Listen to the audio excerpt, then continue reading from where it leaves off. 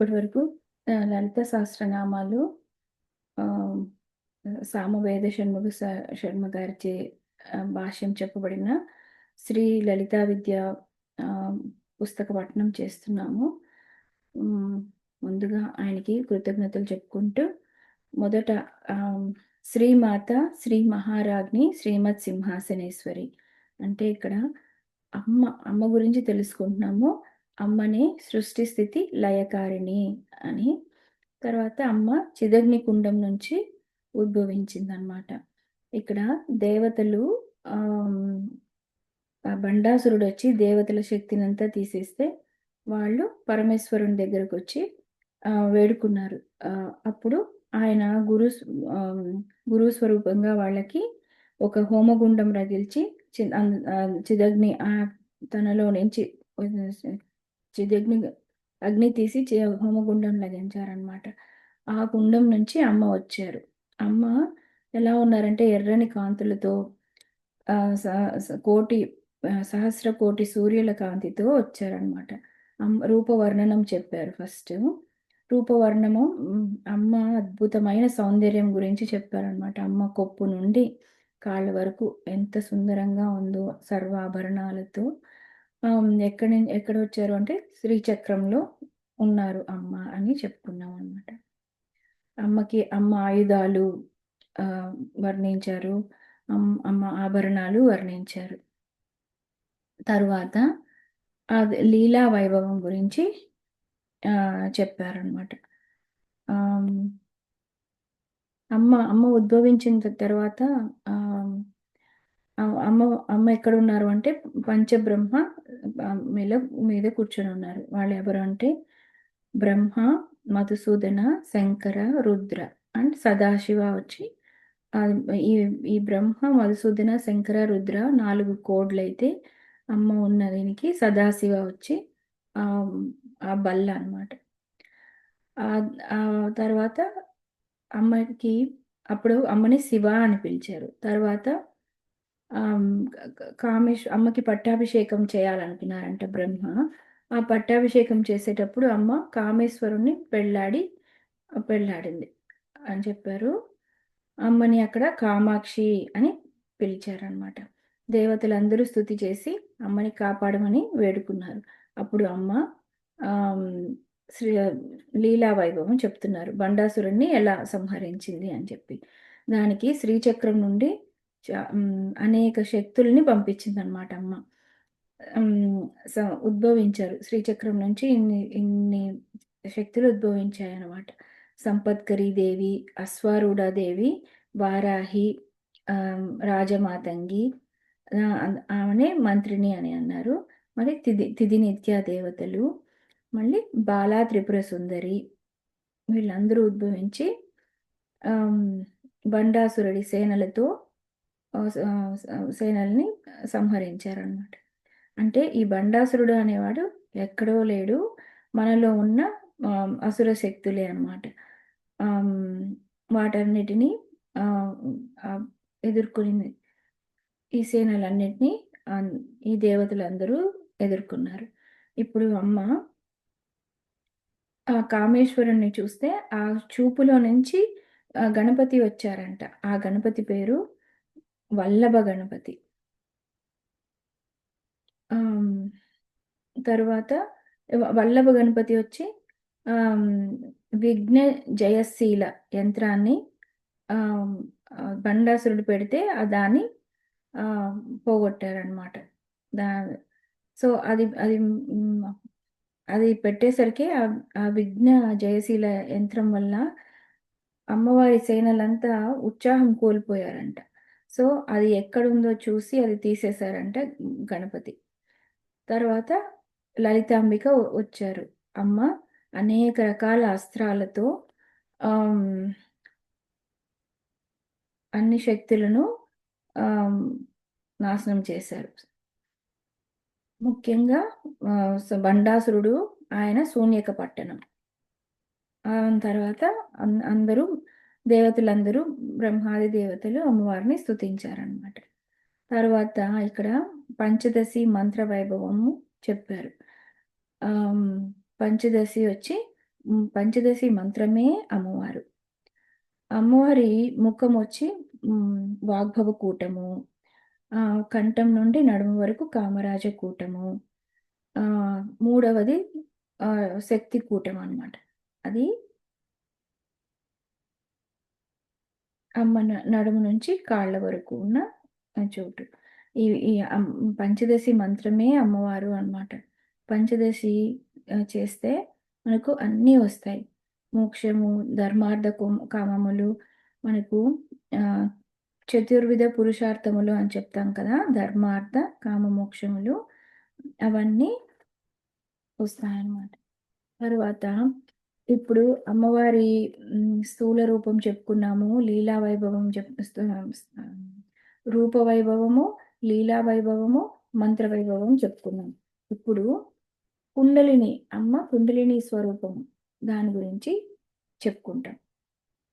అది ఏంటంటే ఇక్కడ కులామృతైక రసిక కుల సంకేత పాలిని ఈ నామాలొస్తాయి కదా! ఇవన్నీ ఏంటంటే మన శరీరంలో ఉన్న కుండలిని శక్తిని గురించి చెప్తున్నారు. కుండలిని ఎక్కడుంటదంటే మూలాధారంలో ఉంటుందనమాట. మనకు శరీరంలో 6 చక్రాలున్నాయి.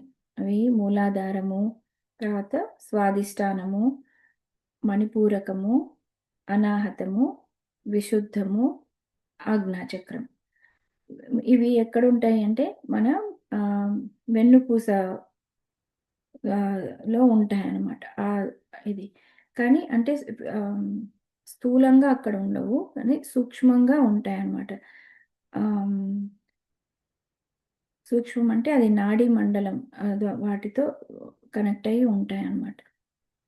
ఆహ్, ఈ చక్రాలన్నిటిని కలుపుకొని కులము అని చెప్తున్నారు. ఈ తల్లి గర్భంలో 7వ నెలకి శరీర నిర్మాణం పూర్తవుతుందంట. అప్పుడు అమ్మవారు ఈ శరీరం అనే ఇల్లు తయారైన తర్వాత బ్రహ్మరంధ్ర స్థానంలో నుంచి ఈశ్వర శక్తిగా లోపలికి ప్రవేశిస్తుందనమాట. అది బ్రహ్మరంధ్రం అంటే సింహద్వారం. అలా ప్రవేశించిన శక్తి ఆహ్, వెన్నుపాము చివర మూలాధారంలో కూర్చుంటుంది. ఆహ్, ఈ ఈ కుండలిని శక్తి. ఇక్కడ ఇది మనము రకరకాల ధ్యాన సాధనలో ఆహ్, భగవంతుని ఉపాసనలో మనము కింద ఉన్న కుండలిని శక్తిని సహస్రారం వరకు చేరేలాగా చేసుకుంటాం. మనకి భక్తుడొచ్చి ఏమీ తెలియకపోయినా నిరంతరం నేను ఉండటానికి కారణం పరమాత్మ కదా! అనేసి ఆ దేవుడు భగవంతుని మీదే ధ్యానం చేస్తూ ఉన్నా కూడా శరీరాన్ని మర్చిపోతాడు. అప్పుడు కూడా ఈ కుండలిని జాగృతమవుతుందనమాట. అది పైకి ప్రయాణిస్తుంది. ఎక్కడికంటే సహస్రారంలోకి చేరుకుంటుందనమాట. అలాగే యోగి ప్రాణాయామాలతో ఆహ్, చేసి అలాంటి తాదాత్మ్యం చెంది సహస్రారంకి తీసుకొని వెళ్తారనమాట. హ్మ్. జ్ఞాని తత్వ విచారణ చేస్తూ బ్రహ్మం గురించి నేను బ్రహ్మం తెలుసుకోవాలి. బ్రహ్మము కానిదేంటి అని చెప్పి విచారణతో అప్పుడు కుండలిని అలా జాగృతం చేసుకుంటారంట. మళ్ళికి ధ్యానులు కూడా మనం ఆహ్, ఇదేది కాదు ఒక శ్వాస మీద నాలో ఉన్న శ్వాసని గమనిస్తాను అని చెప్పి కూడా ఆలోచన స్థితికి చేరుకొని అప్పుడు కూడా కుండలిని ఉత్తేజం చేసుకొని సమాధి స్థితి పొందుతాం. అప్పుడు కులామృతైక రసిక, కుల సంకేత పాళిని ఇవన్నీ పాలిని అని చెప్పారు. కులాంతస్థ నామాలు. వీటిలో అంతా కూడా దీని గురించే చెప్తున్నారనమాట. కుండలిని సహస్రారానికి చేరితే అమృతం లాంటి ఇది కురుస్తుంది. ఆ నాడులంతా 72,000 నాడుల్లో ప్రవహిస్తదనమాట అది. ఆహ్, కుండలిని పైకి లేసేటప్పుడు అది సుషుమ్నా నాడిలో నుంచి పైకి వెళ్తది సహస్రారానికి. ఆహ్, అది చెప్పుకున్నాము. ఇక్కడ కుల సంకేత పాలిని అంటే ఆహ్, ఒక్కొక్క చక్రంలోకి ఆహ్, కుండలిని శక్తి ప్రవేశించినప్పుడు కొన్ని కొన్ని సంకేతాలతో ఉంటుందంట. ఈ చక్రంలోకి వచ్చినప్పుడు కుండలిని శక్తి ఇలాంటి ఆహ్ ప్రవర్తన ఉంటుంది. ఇలాంటి ఇవి చేస్తుందని. ఆ సంకేతాలను అనుసరించి అది వెళ్తుంది అని చెప్పడానికి కుల సంకేత పాలిని అన్నారు. కులాంగన అంటే ఇది ఎంతో రహస్యమైన విద్య. కులాంగన అంటే తనకి మాత్రమే తెలుసు. ఎక్కడ, ఎప్పుడు, ఎలా వెళ్ళాలో అని. ఆ ప్రవహించే శక్తి ఎలా వెళ్ళాలో అలానే వెళ్తుందంట అమ్మ. ఒక్కొక్క ఇంట్లో ఇక్కడ ఇల్లు అనేది ఒక్కొక్క చక్రము అన్నారు. ఇక్కడ షట్‌చక్ర పద్మముల్లో ఒక్కొక్క దాంట్లో వెళ్తూ పైకి వెళ్తుందనమాట అమ్మ. ఇక్కడ కుండలిని శక్తిని అమ్మ అమ్మవారి శక్తి అని అనుకున్నాము. ఒక్కొక్క హ్మ్. స్థితిలో ఒక్కొక్క చక్రంకి ఒక్కొక్క దేవత అధిపతి అయి ఉన్నారు. మూలాధారంకి గణపతి అని, మణిపూరంకి విష్ణు అని అలాగా. ఆజ్ఞా చక్రానికి శివుడు అని చెప్పి ఆహ్, అట్లా దేవతలు ఉన్నారనమాట. ఇక్కడ కౌలిని, కులయోగిని అంటే కూడా అలానే ఇక్కడ కులం అంటే ఆహ్, కౌ కౌలిని అక్ ఆహ్, కౌలిని అంటే కులము, అకులము. అకులము అంటే సహస్రారాన్ని అకులం అంటున్నారు. ఈ రెండిటిని అనుసంధానం చేస్తుంది కాబట్టి ఆవిడని కౌలిని అన్నారంట. ఆహ్, హ్మ్. ఇక్కడ కులయోగిని అని అంటున్నారు. ఈ కులయోగిని వచ్చి కులయోగిని అనే దీనికి అర్థము భాస్కర రాయల వారు కాశీ పట్టణంలో చెప్పారంట. శ్రీచక్రంలో యోగినులున్నారు. ఎంతమంది 64,00,00,000 యోగినులున్నారు అని భాష్యం చెప్తే, అక్కడున్న పండితులు అలా ఎలా చెప్తారు? అది దానికి అర్థం ఇది కాదు అని అంటే ఆయన ఆహ్, హ్మ్. లా శ్రీచక్రంలో ఉపాసన చేసి, లలిత చదివి, ఆ నీళ్ళు ఇచ్చారంట అందరికి. వాళ్ళు కంటికి పెట్టుకోగానే ఆ వాటర్ అద్దుకోగానే గంగా తీరంలో 64,00,00,000 శక్తులు కనిపిచ్చి వాళ్ళ వాళ్ళ పేర్లు చెప్పుకున్నారంట. వాళ్ళ వాళ్ళని అంత శక్తి తట్టుకోలేక వాళ్ళు ఇంకా చాలు అమ్మా అని ఆపమని చెప్పారంట. అది నిజంగా అన్ని శక్తులున్నాయన్నమాట. ఈ యోగునులందరూ ఉంటారు ఈ శ్రీచక్రంలో. అది హ్మ్. అది గూడా చెప్పారనమాట ఇది ఇక్కడ. ఆహ్, ఇది మళ్ళీ సమయాంతస్థ అంటే సమత్వ స్థితి. శివశక్తి ఆహ్, ఎప్పుడూ సామ్యముగా ఉంటారనమాట. శక్తి ఒక్కటే ఉపాసన చేయడం, శివుని ఉపాసనే కాకుండా వాళ్ళిద్దరూ సమమే అని చెప్పే ఇది అర్థం చెప్తున్నారు. ఇక్కడ నామ సామ్యము, రూప సామ్యము, అధిష్టాన సామ్యము, అనుష్ఠాన సామ్యము, ఆహ్, అవస్థా సామ్యమని 5 సామ్యాల గురించి చెప్పారు. నామ సామ్యం అంటే అమ్మని శివ శివ శివ అవుతుంది. శంకర, శంకరి అలాగా ఉంటారనమాట. అలాగే ఆహ్, అమ్మ ఎప్పుడు ఒక శక్తిగా అయ్యవారు ప్రకటితమైతే, అమ్మవారు అలా ప్రకటితమవుతారు. ఆహ్, దానికి అనువైన ఇదిలో వస్తారన్నమాట. కామేశ్వరి, కామేశ్వరుడుగా ఉంటారు. అలాగా. హ్మ్. ఉజ్జయినిలో అయితే మహాకాళేశ్వరుడుగా ఉన్నప్పుడు, అమ్మ మహాకాళిగా ఉందన్నమాట. అట్లా ఒక్కొక్క దగ్గర అలాగా ఆహ్, మేనిఫెస్ట్ అయ్యారు. శివశక్తి స్వరూపాలు. మళ్ళీ నామసామ్యం తర్వాత రూపసామ్యము. రూపసామ్యం అంటే అర్ధనారీశ్వర తత్వం అన్నమాట. ఆహ్, రూపం అంటే శివలింగంకి కూడా పానవట్టమొచ్చి అమ్మవారవుతారు. లింగ రూపమొచ్చి అయ్యవారు. అలా ఎప్పుడూ కలిసే ఉంటారనమాట. ఆహ్, అధిష్టాన సామ్యం కూడా ఇదే చెప్తున్నారు. శ్రీచక్రంలో బిందువులందరూ శివుడైతే ఆ చ షట్కోణములంతా అమ్మవారనమాట. అనుష్ఠాన సామ్యము అంటే సృష్టి స్థితి, సంహార, తిరోధాన, అనుగ్రహాలు, దైవ కార్యాలనుకున్నాం కదా! వాటిని సృష్టి స్థితి లయలు అమ్మవారు చేస్తారంట ఆ పనులు. ఆ పనులు చేయడానికి తోడ్పడేదొచ్చి మళ్ళీ శివుడే. ఆహ్, ఇక్కడ సంహార, తిరోధానాలకు ఇవన్నీ అయ్యవారి పనులని చెప్తున్నారు శివుని పనులు. అవి చేయడానికి తోడ్పడేది అమ్మవారు. ఇద్దరూ కలిసి అనుగ్రహము ఇస్తారంట. ఇక్కడ సృష్టి చేస్తున్నారు. ఆ సృష్టి ఎలా నడపాలో నడిపిస్తున్నారు. మళ్ళీ దాన్ని ఆహ్, ఆహ్, సంహరణ చేస్తున్నారనమాట. చేసిన తర్వాత మళ్ళీ తిరోధానం. మళ్ళీ దాన్ని మళ్ళీ తిరిగి ప్రారంభిస్తున్నారు. సైకిల్‌ని అట్లా తీసుకోవాలి తిరోధానం అంటే. మళ్ళి అనుగ్రహం. ఇందులో పడి ఈ చక్రంలో పడకుండా దాని నుండి మనల్ని అనుగ్రహిస్తారనమాట. అందులో నుంచి బయట పడేసి వాళ్ళలో కలుపుకునేదే అనుగ్రహం. అవి ఈ ఇవనమాట. ఇది అవస్థా సామ్యము అంటే ఆహ్ కామేశ్వరుడిగా ఉన్నప్పుడు కామేశ్వరి స్వరూపంగా వాళ్ళు వచ్చేది. ఇక్కడ ఆహ్, హ్మ్, పంచభూతాల లింగాలున్నాయి కదా! మనకు అందులో ఆకాశలింగం చిదంబరంలో ఉంటే, అక్కడ నటరాజుడుగా ఉన్నారు. నటరాజస్వామిగా ఉన్నారు శివుడు. అక్కడ అమ్మ శివగామిగా ఉందనమాట. ఇంగా అరుణాచలంలో ఆహ్, అగ్ని స్వరూపము అరుణాచలేశ్వరుడిగా ఉంటే, అమ్మవారు ఆపిత ఆహ్, కుచాం కుచాం కుచాంబికగా ఉన్నారు. ఆ ఆపిత కుచాంబికగా ఉన్నారు. మళ్ళీ కాళహస్తిలో లింగం ఉందనమాట. అక్కడ శ్రీకాళేశ్వర స్వామి అంటారు.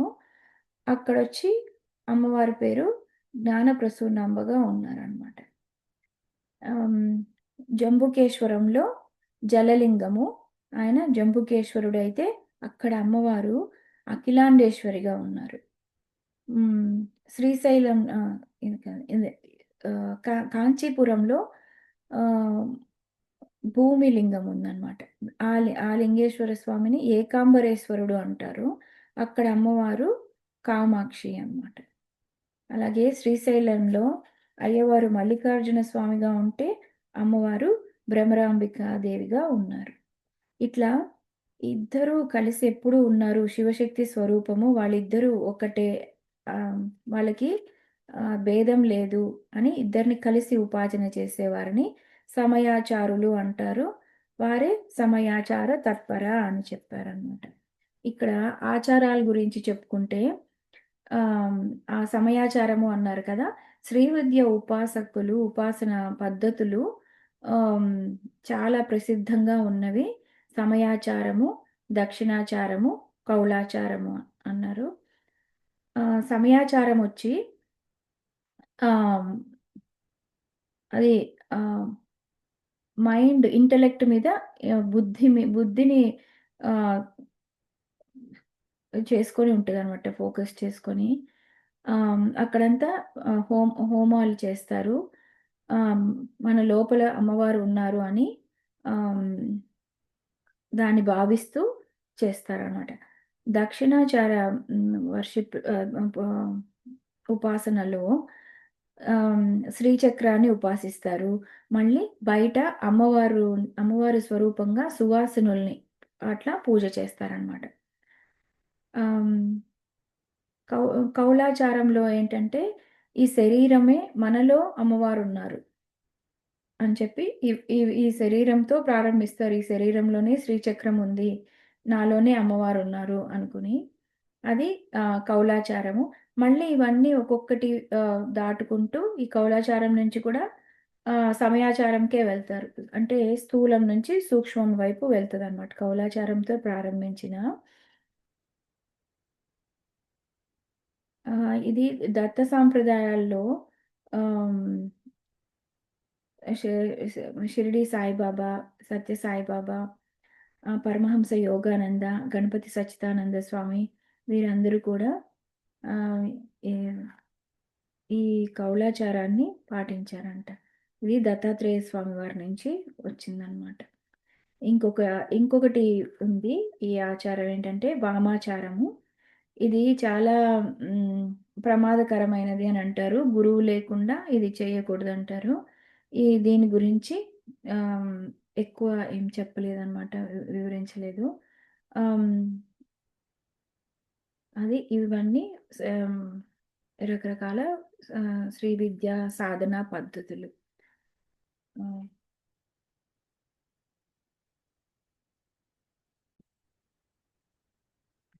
యాహ్! 99వ నామము. హ్మ్. ఏ సాంప్రదాయంలో ఆహ్, దీనికంటే ముందు ఏ సాంప్రదాయంలో ఉపాసించినా హిందూ మతంలో ప్రాథమిక పద్ధతులు ఒకటే. ఇవన్నీ కలిపి ఒకే హిందూ మతంగా వ్యవహారం. విష్ణు ఉపాసనైనా, శివోపాసనైనా, సత్యుపాస అయినా, సూర్యోపాసనైనా అవన్నీ కలిపి ఒకే మతంగా ఏ దేవతా భక్తులు వారికి తగినట్టు 2 వాడుకోవచ్చు. సమయాంతస్థ నుండి క్రమంగా వెళ్తే అంతర్యాగం వస్తుంది. అంతర, అంతరతర, అంతరతమ అని. అలా. తర్వాత మూలాధారైక నిలయ బ్రహ్మగ్రంథి వివేదిని, మణిపూరాంతరుదిత విష్ణుగ్రంథి వివేదిని, ఆజ్ఞాచక్రాంతరాళస్థ రుద్రగ్రంథి విభేదిని. ఇది అంతరతర ఉపాసన. 99వ నామము మూలాధారైక నిలయ. ఆ! శ్రీ మూలాధారైక నిలయాయై నమః ఇది మంత్రము. కుండలిని శక్తికి ప్రధాన స్థానం మూలాధారం. కుండలిని అనే గృహప్రవేశం అమ్మవారు ఎలా చేసి ప్రవేశిస్తుందో ముందు నామాలలో చెప్పుకున్నాం. ఆహ్, బ్రహ్మరంధ్రం నుండి ఒకసారి మూలాధారం దాకా ప్రసరించి, అక్కడ గూడు కట్టుకున్న శక్తి క్రమంగా ప్రాణరూపంలో నుంచి హృదయనాడికి వస్తుంది. ప్రతి వారిలో ఈ హృదయనాడి నుండి క్రమంగా అన్ని నాడులకు ప్రసరింపబడుతూ వెళ్తూ ఉంటుంది. అయితే సాధారణంగా ఈ కుండలిని రూపశక్తి శరీరమంతా చైతన్యంగా ప్రసరిస్తున్నా, ప్రధానంగా క్రింది భాగానికే వెళ్ళి చుట్టుకొని ఉంటుంది. ఈ ప్రసరణ అన్నప్పుడు జాగ్రత్తగా అర్థం చేసుకోవాలి. ఒక రాగి తీగలో విద్యుత్ శక్తి ప్రవహించినట్టు అని ఉదాహరణగా చెప్పుకోవచ్చు. మూలాధారైక నిలయ. కుండలిని మూలాధారంలో ఉన్నప్పుడు క్రిందికే ప్రవహిస్తూ ఉంటుంది. మూలాధారైక నిలయ బ్రహ్మగ్రంథి విభేదిని. ఆ క్రింద ఉన్న కుండలిని బయలుదేరుతున్నప్పుడు ఎలా పైకి వెళ్తుందో వివరిస్తున్నారు. ఇది సాధన. ఇది అంతరతర సాధన. లలితా త్రిపుర సుందరీం కుండలినీం అని అంటున్నాం కనుక, ఆ తల్లి యొక్క రూపమిది. ఆ రూపాన్ని ధ్యానించాలి. మూలాధార ఏక నిలయ. ఏక అంటే ప్రధానం. మూలాధారాన్ని ప్రధానంగా చేసుకొని ఆహ్, ఉన్న తల్లి కదిలి ఒక్కొక్క గ్రంథి విభేదనం చేసుకుంటూ వెళ్తుంది. గ్రంథి అంటే ముడి అని. ఆ ముడి విప్పితే గాని మనకు ఆ పైన ఉన్న స్థితి తెలియదు. తాళం తీస్తే గాని ఆహ్, పెట్టెలో ఉన్నది తెలియదు కదా! అలాగా ముడి విప్పితే గాని మనం పైకి వెళ్ళలేము. పైకి వెళ్ళలేమంటే ఇక్కడ కుండలిని శక్తి ఆ చక్రాలలో ఆహ్, సుషుమ్న గుండా పైకి వెళ్ళే ఆహ్, దారి అన్నమాట. దానికి అడ్డుగా ముడులు వస్తున్నాయి. వాటిని గ్రంథులంటున్నారిక్కడ. ఒక్కొక్కటిని గ్రంథి భేదనం చేసుకుంటూ వెళ్ళాలనమాట కుండలిని శక్తి.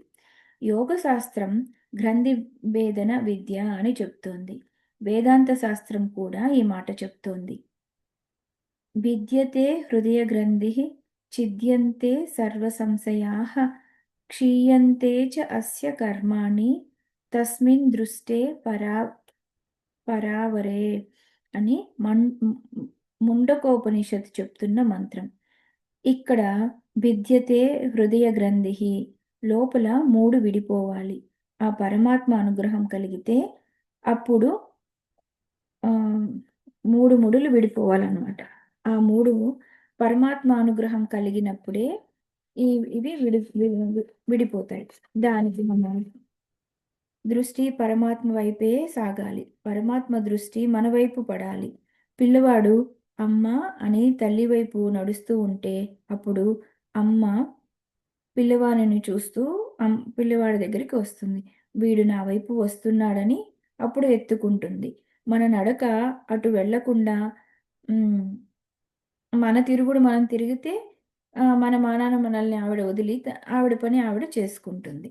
మన ప్రయత్నం మనం చెయ్యాలి అంటే అమ్మ వైపు తిరగాలి.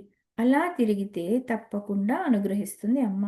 కుండలిని తిరగడం అంటే పరమాత్మ వైపు అభిముఖం అవ్వటం. కుండలిని అంటే చిన్న ఉదాహరణతో చూద్దాం. ఇంతవరకు ప్రపంచం వైపు తిరుగుతూ ఉన్నాం. ప్రపంచ వస్తువులు సేకరించుకున్నాము. ఇక్కడ ఎలా సుఖపడ్డామో ఆహ్, ఎ ఎ సుఖపడడమో ఆహ్, ఎదురు చూడటం, ఎన్ని చెప్పినా, ఎన్ని విన్నా, ఇంకా ఎన్ని ప్రోగు చేసుకోవాలో ఆలోచించడం, ఇదంతా ప్రపంచం వైపు తిరగడం. ఇన్నాళ్ళు తిరిగాం. ఇప్పుడు ఒక్కసారి పరమాత్మ వైపు తిరుగుతాం. ఇటు నుండి అటు తిరిగాం. అలాగా క్రిందికి తిరుగుతున్న కుండలినిని వెనక్కి తిరిగింది. తాను ఎక్కడి నుండి వచ్చిందో చూడటం మొదలుపెట్టింది. ఈ విధంగా ఎవరి ప్రజ్ఞ భగవంతుని వైపు తిరగడం మొదలుపెట్టిందో వారికి తప్పకుండా కుండలిని జాగరణ జరుగుతుంది. వారికి కుండలిని అనే పేరు కూడా తెలియదు. హ్మ్. తెలియకపోవచ్చు. ఆహ్, పర్వత్ ఆ పరతత్వాన్నే జప రూపంలోనో, భక్తి రూపంలోనో, జ్ఞాన రూపంలోనో నిరంతరం చింతన చేస్తూ ఉంటే క్రమక్రమంగా ప్రాపంచిక బంధాల నుండి పైకి వెళ్తూ ఉంటుంది. ఇక్కడ సాధన చేసే వాళ్ళకి అసలు కుండలిని ఒకటి ఉంది అని తెలియకపోవచ్చు. కానీ మనం దృష్టి అంతా పరమాత్మ మీద పెట్టినప్పుడు, ఆ తత్వం మీద పెట్టినప్పుడు ఏదో ఒక రూపంలో, ఏదో ఒక మార్గంలో మనకు భక్తి మార్గము, జ్ఞాన మార్గంలో అవన్నీ ఉన్నాయి కదా! ఎలా పెట్టినా కూడా అప్పుడు కుండలిని జాగృతమై పైకి వెళ్తుంది అని చెప్తున్నారు. క్రింద దాన్ని వదిలి పైకి వెళ్తూ ఉంటుంది. సరిగ్గా అంతరిక్ష నౌక వలె వెళ్తుంది. ఆ నౌక క్రిందనంతా మంచి వ్యవస్థ పెట్టి ఉంచుతారు. మొత్తం యోగమంతా అక్కడే కనపడుతుంది. పునాదులన్నీ పటిష్టంగా పెడతారు. అసలు ప్రయోగం మొదలుపెట్టాక అది ముందు క్రింద దాన్ని వదిలి పైకి వెళ్తుంది. పైకి వెళ్ళాక మరొక దాని క్రింద వదిలేస్తుంది. ఇక్కడ రాకెట్ సైన్స్ గురించి చెప్తున్నారండి. క్రింద దాన్ని అలా వదిలి వెళ్ళిపోతూ ఉంటుంది. అలాగే కుండలిని కూడా ఒక్కొక్కటి వదులుకుంటూ వెళ్తూ ఉంటుంది. వేదాంత మార్గంలో అయితే ప్రాపంచిక విషయ వాసనలు విడిచిపెట్టడం, యోగ మార్గంలో అయితే ఒక్కొక్క గ్రంథిని భేదించుకుంటూ వెళ్ళడం. కుండలిని అనబడే అంతరిక్ష నౌక మొదట విడిచి వెళ్తున్న గ్రంథి బ్రహ్మగ్రంథి విభేదిని. ఇప్పుడు బ్రహ్మగ్రంథి విభేదిని. ఇది 100వ నామం బ్రహ్మగ్రంథి విభేదిని. శ్రీ బ్రహ్మగ్రంథి విభేదిన్యై నమః. యోగపరంగా 6 చక్రాలున్నాయి. స్వాదిష్టానం, అనాహతం, విశుద్ధి విడిచిపెట్టి మూడే ఎందుకు చెప్పారు ఇక్కడ? మూలాధారైక నిలయ బ్రహ్మగ్రంథి విభేదిని, మణిపూరాంతరిత విష్ణుగ్రంథి విభేదిని, ఆజ్ఞాచార చక్రాంతరాళస్థ రుద్రగ్రంథి విభేదిని అని 3 చెప్పారనమాట ఈ గ్రంథులొచ్చినప్పుడు. మూలాధారం పునాదిగా చేసుకొని ఈ కుండలిని ఉత్థానమై బ్రహ్మగ్రంథిని భేదించింది. బ్రహ్మగ్రంథి విభేదిని అంటే స్వాదిష్టాన చక్రం పైన భాగం. బ్రహ్మగ్రంథి అక్కడే ఉంటుంది. ఈ మధ్య కొందరు వీటిని గ్లాండ్స్ అని రాసేస్తున్నారు. ముడి అంటే ఆధునిక పరిభాషలో చెప్పే గ్లాండ్స్ కాదు. ఈ గ్లాండ్స్‌కి, ఈ గ్రంథికి సంబంధం లేదు. ఒక డాక్టరు నేను వెన్నుని చాలా సార్లు శస్త్రచికిత్స చేశాను. ఆహ్, నాకు ఇంతవరకు కుండలిని కనపడలేదు అని అన్నారు. అది ఎలా అది ఎలాంటిదంటే రాగి తీగ కోసానండి. అందులో విద్యుత్ కనబడలేదు అన్నట్లు ఉంటుంది. రాగి తీగ కోస్తే విద్యుత్ కనపడదు. వెన్ను కోస్తేనో కుండలిని కనపడదు. శక్తి మనకు కనపడుతుందా? ఒకాయన వెన్నులో నుంచి ఒక ద్రవం వస్తుందండి. అదే కుండలిని అన్నాడు. అసలు తెలియకపోతే దేనికి పడితే దానికి ఆ పేరు పెట్టేయటమే అవుతుంది. ఇది అది ఆ ద్రావకం కాదు. ఇది అసలు భౌతిక వస్తువు కాదు. భౌతికంగా నిరూపించలేనిది. భౌతిక శాస్త్రంతో నిరూపించగలిగేది ఏదైతే అది భౌతికమే అవుతుంది. ఆధ్యాత్మిక జ్ఞానాన్ని భౌతిక జ్ఞానంతో నిరూపించాలనుకోవటమే తప్పు. బ్రహ్మగ్రంథి విభేదిని అంటే అక్కడున్న ముడి పేరు గ్రంథి. యోగికి అది భేదనం జరుగుతుంది. ఇప్పుడు చదువుతున్న ఆహ్, ఇప్పుడు చదువుతున్నప్పుడు జరిగిపోతున్నట్లే అనిపించవచ్చు. కానీ అది అంత తేలిక విషయం కాదు. ఆధ్యాత్మిక సాధన ఏది చేసినప్పటికీ కూడా ఏదో ఒక చక్రాన్ని దాటగలిగితే ఒక ఉన్నత స్థితి వస్తుంది. ఎప్పుడు ఎక్కడ వేసిన గొంగళి అక్కడలాగా పుట్టిన దగ్గర నుండి ఇదే ప్రపంచంలో, ఇదే ఉపాధితో, ఇదే ప్రజ్ఞతో ఉండిపోవటమే అయితే లాభం లేదు. పైకి వచ్చి బ్రహ్మగ్రంథి విభేదనం జరిగితే ఒక స్థితి పైకి వస్తాం. మన ప్రజ్ఞ, బుద్ధి యొక్క స్థాయి ఏ స్థాయిలో ఉందో దీన్ని బట్టి మన చక్రం ఏ స్థితిలో ఉందో ఎదిగిందో మనం చెప్పుకోవచ్చు. బ్రహ్మగ్రంథి విభేదనం జరిగితే ఏమవుతుందంటే, మనిషికి స్థూల, సూక్ష్మ కారణాలనే 3 శరీరాలుంటాయి. స్థూల శరీరం మాత్రమే మరణించినప్పుడు పోతుంది. లోపల సూక్ష్మ శరీరం కారణ శరీరంతో పాటు ఉంటుంది. ఈ రెండే తరువాతి జన్మలలోకి వెళ్తూ ఉంటాయి. శరీరం పోవటం మోక్షం కాదు. స్థూల శరీరం పోతే మరణము అంటారు. సరిగ్గా హ్మ్. కర్మ జరిగితే సూక్ష్మ శరీరంతో ఇతర గతులకి వెళ్తారు. సూక్ష్మ, కారణ శరీరాలు కూడా పోతే అప్పుడు మోక్షం. 3 శరీరాలలో ఉన్నవాడు జీవుడు. 3 శరీరాల పాసం తీసేస్తే వాడే ఈశ్వరుడవుతాడు. కనుక స్థూల శరీరం ఒకటి పోతే సరిపోదు. సూక్ష్మ, కారణ శరీరాలు ఆహ్, అసలు వస్తువులు. ఇవి స్థూల శరీరం పోవటం పెద్ద విషయం కాదు. ఉంచుకుందామన్నా అది ఉండదు. ఈ సూక్ష్మ కారణ శరీరాలున్నాయి. అవి కానీ బ్రహ్మగ్రంథి విభేదనం జరిగాక వాని ప్రజ్ఞ ఏ స్థాయికి వెళ్తుందంటే, ఈ స్థూల దేహం నేను కాదు అనే ఎరుక కలుగుతుంది. ఈ కనిపించే ప్రాపంచిక విషయములన్నీ సత్యాలు కావు అని తెలుసుకుంటుంది. ఇవి మిథ్యాలు అనే భావం అప్పుడు కలుగుతుంది. ఎంత చెప్పినా ఈ భావం కలగడం లేదంటే, మనకు బ్రహ్మగ్రంథి విభేదనం జరగలేదని అర్థము. కుండలిని సర్పము ఆహ్ 3:30 చుట్లు చుట్టుకొని ఆహ్, తల క్రిందికి పెట్టి ఉంటుంది. యోగికి మాత్రమే పైకి లేస్తుంది. అదెక్కడుంటుందంటే మూలాధారంలో ఉంటుంది. పైకి కూడా లేవలేదంటే వానికసలు భగవంతుని వైపు ఆలోచనే వెళ్ళలేదని అర్థం. కనీసం పడగెత్తి అయినా చూడాలి. అప్పుడు దాని తరువాత స్థితికి వెళ్తున్నాం. మణిపూరాంతరుదిత విష్ణుగ్రంథి విభేదిని. మణిపూరాంతరుదిత శ్రీ మణిపూరాంతరుదితాయై నమః. ఇది 101వ నామము. ఇవి ఆహ్, విశ్రమ స్థానాలు. విశ్రమ స్థానాలలో మూలాధారం ప్రధానం. మణిపూరాంతరుదిత మణిపూర స్థానం విశ్రమ స్థానం. గ్రంథి స్థానం స్వాదిష్టానం. మణిపూరానికి వెళ్ళి ఉదయిస్తుంది అనగా మణిపూరం వద్ద కుండలిని కాంతులు వెదజల్లుతూ దశ దళ పద్మంగా మెరిసిపోతూ ఉంటుంది. కులాంగన అయిన అమ్మవారు ఒక్కొక్క ఇంట్లో ఆగుతుంది. యోగికి మణిపూరం వద్ద కాసేపు ఆగి విశ్రాంతి తీసుకొని మరలా అక్కడి నుండి పైకి వెళ్ళి విష్ణు గ్రంథి విభేదిని అక్కడికి భేదనం చేసుకొని వెళ్తుంది. తరువాతి నామము విష్ణు గ్రంథి విభేదిని.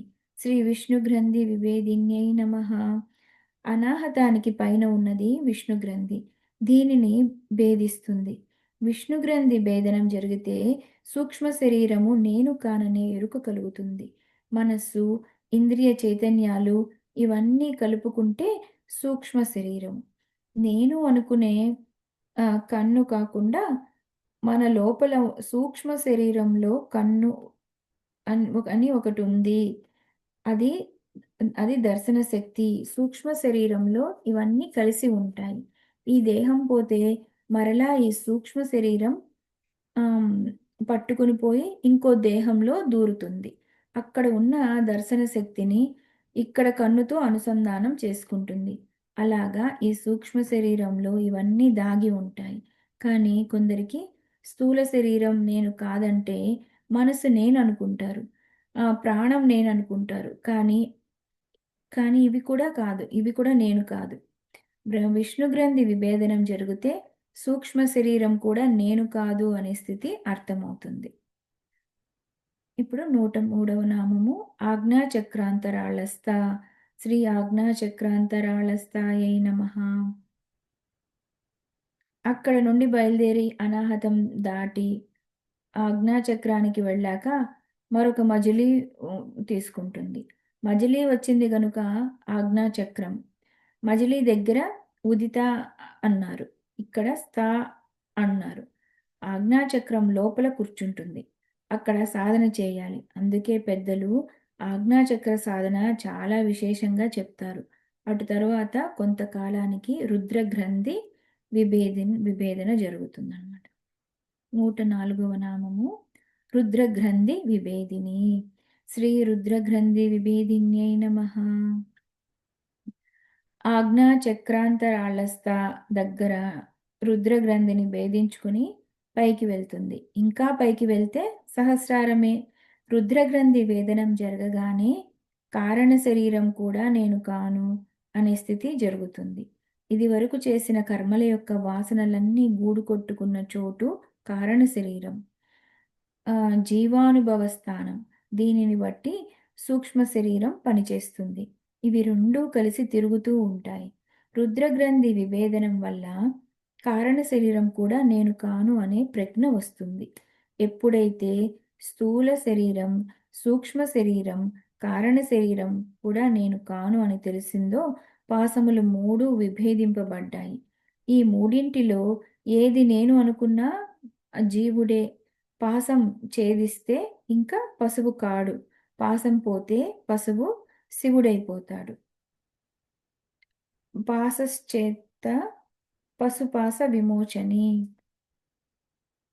ఈ 3 శరీరాలు కూడా నేను కాను అనుకున్నప్పుడు ఈ 3 శరీరాలతో అనుభవించే జాగ్రత్, స్వప్న, సుషుప్తులు కూడా నేను కాను. మరి ఇంతకాలం దీనిలో సాక్షిగా చైతన్యంగా ఉండి దానితో కలిసిపోయి అదే నేను అనుకునే భ్రాంతి చెందాను. ఈ మూడింటికి అతీతమైన వాడను నేను అని ఇప్పుడు నాకు ఎరుక కలిగింది. అప్పుడు కలిగినప్పుడు అప్పుడు జీవుడు ముక్తుడైపోతున్నాడు. రుద్రగ్రంథి భేదనం జరిగితేనే కారణ శరీరం కూడా నేను కాను అనే స్పృహ కలిగి చైతన్యంగా ఈ ఎరుకతో మిగిలిపోతాడు. ఇదే సహస్రార స్థానంలో ఉన్న పరమాత్మతో ఐక్యం కాగలడు. ఇది క్రమం. ఈ 3 గ్రంథుల భేదనాలలో 3 శరీరాలైన స్థూల, సూక్ష్మ, కారణ శరీరాలు నేను కాననే ఎరుక కలిగింది.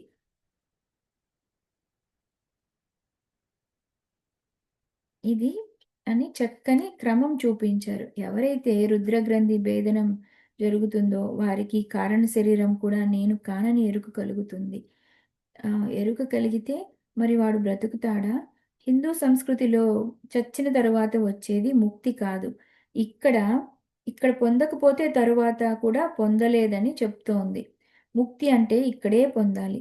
శంకర భగవత్పాదుల వారు న మోక్షో న బసః వృష్టేన పాతాళే న భూతలే.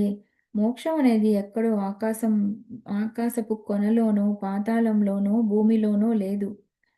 ఇక్కడే. ఇక్కడ కాకపోతే మరెక్కడా లేదు అని అన్నారు. మోక్షము కలదా భువిలో జీవన్ముక్తులు కాని వారులకు అన్నారు త్యాగరాజస్వామి వారు. బ్రతికుండగా మోక్షం పొందకపోతే తరువాత కూడా పొందలేరు అని.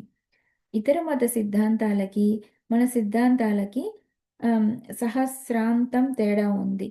ఇన్ని మతాలు పాపం చేస్తే నరకానికి పోతావు, పుణ్యం చేస్తే స్వర్గానికి పోతావు అంతవరకే చెప్పాయి. కానీ పాపపుణ్యాలకి, స్వర్గ నరకాలకి మించి ముక్తి అనేది ఒకటి ఉంటుందని చెప్పగలిగిన ఒకే ఒక మతం హిందూ మతం మాత్రమే.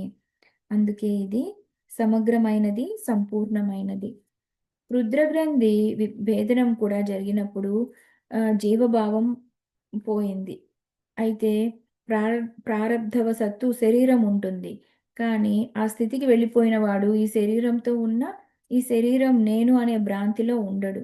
వాడు తన శరీరాన్ని మిగిలిన శరీరాలని ఒకేలా చూస్తుంటాడు. వాడు చైతన్య స్వరూపుడు. అలా కలిగిన వారే జీవన్ముక్తులు. జీవన్ముక్తులైన వారికి దేహాలు కనపడవు. అటువంటి వారే అహం బ్రహ్మస్మి అని ఉద్గానం చేస్తారు. వేదం మహమన్నదో అనే మంత్రం చెప్పింది. సామగాయస్థ సామగాయాన్నస్తే అని ఉపనిషత్తుల్లో చెప్తున్నారు. ఈ సామగానం చేస్తారంటోంది ఉపనిషత్తు. ఇది బ్రహ్మ, విష్ణు, రుద్ర గ్రంథుల విభేదనం జరిగిన తర్వాత వచ్చే స్థితి. ఆ స్థితి వచ్చేసరికే ఆజ్ఞా చక్రాంతరాళస్థ రుద్ర గ్రంథి విభేదిని. ఈ ఉపాసనని అంతరతర ఉపాసన అంటారు. ఇప్పుడు అంతరతరమని చూపించబోతున్నాం. అంతరతమని చూపించబోతున్నాం. ఇక్కడి వరకు అంతరతర ఉపాసన అయింది. ఇప్పుడు అంతరతమ ఉపాసన ఏంటి అని చెప్తున్నారు. 105వ నామము సహస్రారాంబుజారూఢ. శ్రీ సహస్రారాంబుజారూఢాయై నమః. అంబుజము అంటే పద్మము. దానిలో అరూఢ చక్కగా కూర్చున్న తల్లి సహస్రార అంబుజం నందు అరూఢ అయిన తల్లి అని.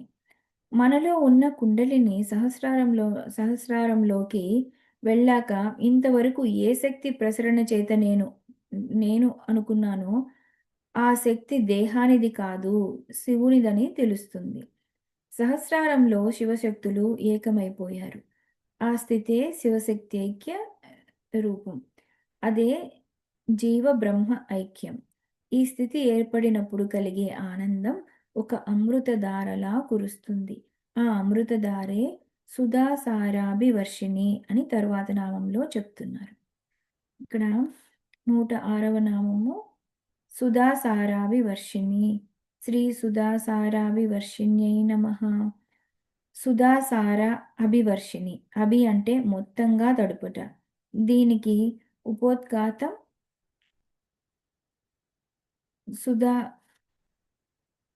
సుధాధార సారైశ్చ. ఇది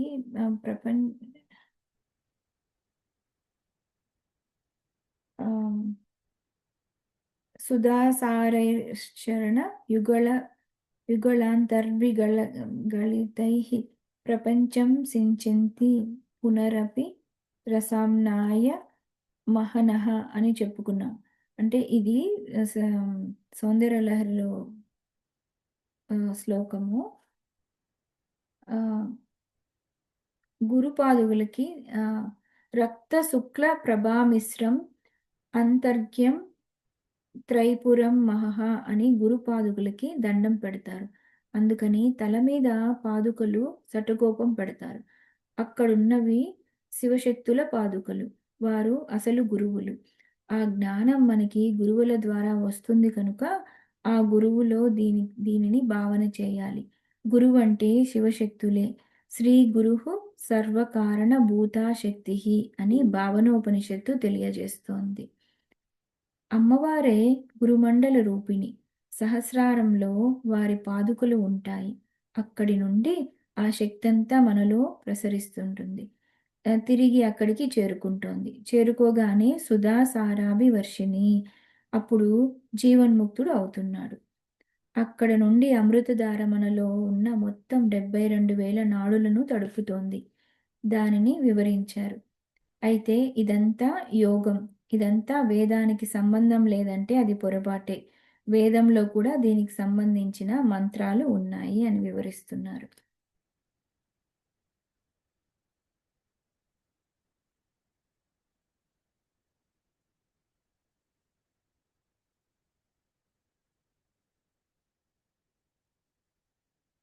స్థిర అంటే పొదుగు నుండి వేలాడుతున్న భాగం. ఇక్కడ శ్రీచక్రం సౌందర్య లహరిలో 20వ శ్లోకంలో శంకరుల వారు చెప్తూ శిర అంటే కిరంతి మంగేభ్యః కిరణ నికురంబామృతరసం హృదిత్వామాదంతే హిమకిర శిలామూర్తిమివ యః సర్పాణాం దర్పం శమయతి శకుంతదిప ఇవ జ్వరప్లుష్టాన్ దృష్ట్వా సుఖయతి సుధాధార శిరయా అన్నారు. ఇక్కడ శిర అంటే ఆ ఏనుగు పొదుగు నుండి వేలాడుతున్న భాగం. అక్కడ నుండి వచ్చే అమృతధారని యోగి ఆస్వాదిస్తాడు. అది ఎలా ఉంటుందో అక్కడికి వెళ్తే తెలుస్తుంది. అది అందని అది ఉందని మాత్రమే ఇక్కడ చెప్పగలం. అటువంటి స్థితి సుధాసారావి వర్షిణి. ఇక్కడితో సంపూర్ణంగా కుండలిని అంతర ఉపాసనని తెలియజేస్తున్నారు. ఇది హృదయ చక్రంలో భావించేటప్పుడు సమయం, కుండలిని రూపంగా భావించేటప్పుడు అది అంతరతర మూలాధారైక నిలయ నుండి చెప్పబడుతున్నది. అంతరతమ అన్నప్పుడు సహస్రారాం భుజారూఢ సుధాసారాభి వర్షిణి అని. తటిల్లత సమరుచి 107వ నామము తటిల్లత సమరుచి. శ్రీ తటిల్లత సమరుచ్యై నమః. అమ్మవారి వెలుగును వర్ణిస్తూ తటిల్లత సమరుచి అన్నారు. తటిత్ అంటే మెరుపు, లత అంటే తీగ, సమ అంటే పోలిన వలె అని అర్థం. రుచి అంటే కాంతి. తటిల్లత సమరుచి అంటే మెరుపు తీగ లాంటి కాంతి గల తల్లి. అని అనిర్వచనీయమైన కాంతి అమ్మది.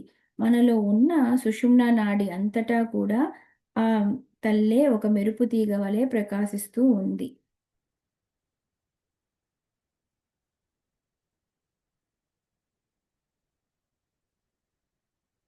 సం ఆ, ఈ కాంతి అమ్మ ఆ, ఈ కాంతి అక్కడికి చేరినప్పుడు ఔషధములు మనకు ఎటువంటి రోగాలు రావు, వ్యాధులు రావు అని చెప్తున్నారు. ఆ,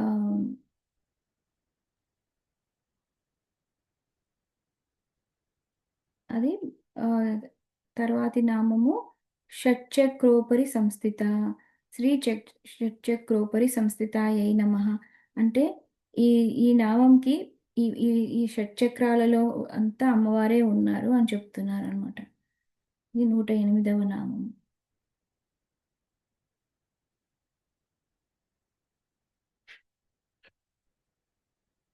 ఇక్కడితో మొత్తము కుండలిని ప్రయాణం సహస్రారం చేరుకునే వరకు వెళ్ళింది. ఆ, ఇక్కడితో అది కుండలిని శక్తి గురించి వర్ణన పూర్తయిందనమాట.